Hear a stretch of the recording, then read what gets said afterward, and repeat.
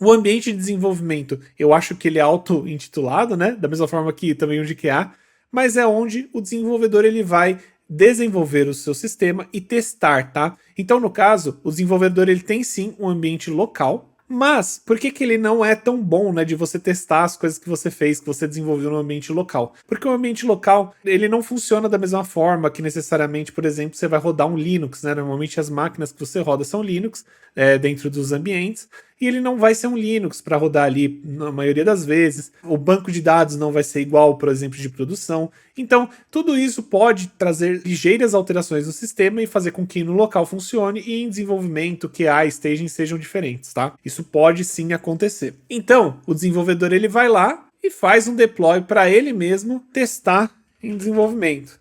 O desenvolvedor ele vai fazer o deploy aqui para desenvolvimento, ele vai testar, ver se está tudo funcionando e falar que funcionou. Ele vai gerar uma coisinha que a gente chama de branch, a branch dele que ele está desenvolvendo, né, no Git. Eu vou chamar de branch X. E aí o que ele vai fazer com isso, né? Ele vai pegar essa branch e vai mandar para dev, certo? Aí ele falou assim, ó, fiz aqui meus testes, verifiquei se estava tudo funcionando corretamente e aparentemente está tudo certo. Que vou fazer o deploy da branch, né? Ou você pode pedir para ele, né, na hora que você for testar, para fazer o deploy da branch no ambiente de QA. Ou você mesmo pode fazer isso, tá? Mas vamos dizer que é o desenvolvedor que fez.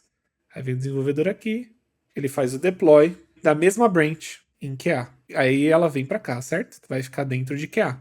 E aí por que é legal isso? Porque você, como QA, você garante que você está testando no ambiente de QA uma branch específica. Porque pode ser que você esteja trabalhando com uma outra branch, né, ou com uma mistura de branches ali que estejam naquele ambiente. Com isso, você pode controlar o que entra e o que sai. A ideia é que o ambiente de QA, né, que existe esse ambiente para que você tenha total controle para o que entra e o que sai. E aí você tem certeza do que você está testando. Então, por exemplo, você fala, Dev, por favor, faz o deploy para mim aqui no ambiente de QA. Ou você mesmo, né? Pega a branch dele e deploya no ambiente de QA depois que ele finalizou. Você vai fazer os testes aqui, certo?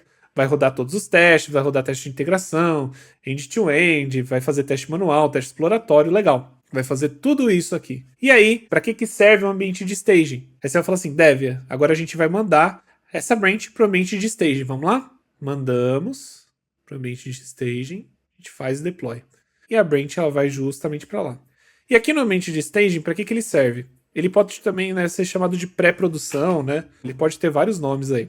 Mas o que ele vai fazer? Ele vai ser um banco de dados, né, que seja muito parecido, né, então toda a estrutura, banco de dados, seja muito parecido aí com produção, para a gente garantir que os dados se aproximam dados reais, tá? Porque normalmente quando são ambientes de QA, de desenvolvimento, a gente tem muito dados de teste, a gente tem dados que não são tão verídicos, isso pode sim atrapalhar os testes de desenvolvimento. Então, quanto mais parecido, né, um ambiente com o outro, né, o de staging, de produção, melhor, porque aí você vai garantir que aqueles testes que você vai estar fazendo funcionam. E aí você vai rodar os testes aqui no ambiente de staging / pré-produção. E aí, galera, aí é onde vem o medo. Todo mundo tem. A gente vai ter que fazer o deploy para produção, que não vai se chamar só deploy, tá? A gente vai chamar ele de deploy em prod. Por que deploy em prod? Galera, isso daqui é extremamente importante.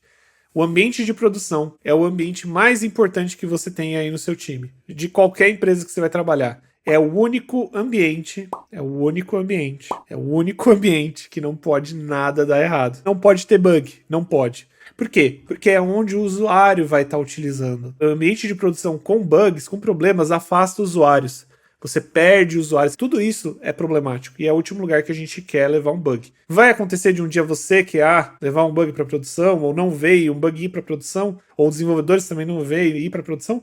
Vai acontecer. Inclusive, né, lembrando, né, que toda aplicação tem bugs, a intenção do QA é garantir que nenhum bug encontrável aconteça, ok? Então, vocês vão pegar e quando vocês fizerem o deploy em prod, vocês vão levar para produção aquela branch. Lembrando que essa branch, ela pode ser uma coisa chamada release. E aí, o que uma release é, né? É justamente aquilo que a gente fala, é 1.0, 2.0, sabe? Então, ó, a release, ela pode ser a 1.0. Essa é o pacote que a gente está trabalhando em produção. E ele é 1.0. E aí vamos dizer que no final da nossa sprint, né? A gente trabalhou numa sprint, fizemos 3 features que foram testadas, passaram para done. E agora a gente vai fazer o deploy dessa release, né? Então vamos dizer que essa release se chama aí release 1.1, certo? E a gente vai fazer o mesmo processo. A gente vai mandar aqui para QA, né? Obviamente, a gente pode mandar direto para staging para poder fazer os testes, já que todas as testes que estão aqui dentro foram testadas. E o release nada mais é que um pacote de coisas que foram feitas, né, naquele sprint ou num período de tempo que vão ser enviadas, né? Então não necessariamente é só uma feature, pode ser várias features ao mesmo tempo, né? Várias alterações, bug fixes, tudo pode estar aqui dentro. E aí a gente vai enviar isso para a produção também, seguindo aquelas mesmas regras que a gente comentou, né? Passando o teste de regressão, fazendo todos os testes possíveis exploratórios que tem nessa branch release, certo? E aí, produção vai estar atualizada com o pacote, né? A release 1.1, certo?